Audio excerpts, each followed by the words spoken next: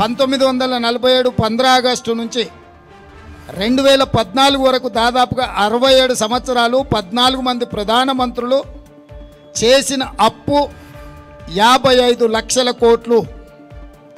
2014 నుంచి 2024 వరకు నరేంద్ర మోడీ గారు ఒక్కరే చేసిన అప్పు 113 లక్షల కోట్లు.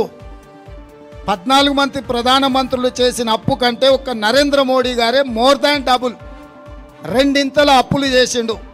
ఈరోజు దేశం మీద ఉన్న అప్పుల భారము 168 లక్షల కోట్లు.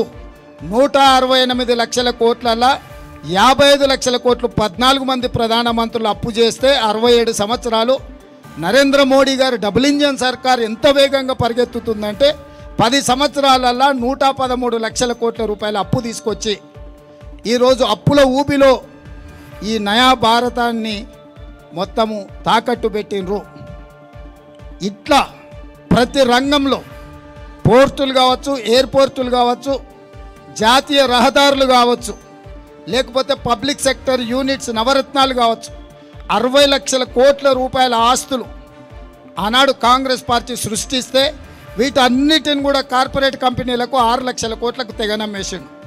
అది ఎల్ఐసి నుంచి మొదలు పెడితే ప్రతి సంస్థను 60 సంవత్సరాలు కష్టపడి కాంగ్రెస్ కూడబెట్టిన ఆస్తులను మొత్తాన్ని నరేంద్ర మోడీ గారు 10 సంవత్సరాలల్లా మొత్తానికి మొత్తం కార్పొరేట్ కంపెనీలకు అమ్మేసి డబుల్ ఇంజన్ అంటే అదానీ ప్రధాని డబుల్ ఇంజన్ లాగా ఈ దేశాన్ని పట్టి పీడించి ఈరోజు ఈ దేశాన్ని దోసుకున్నారు.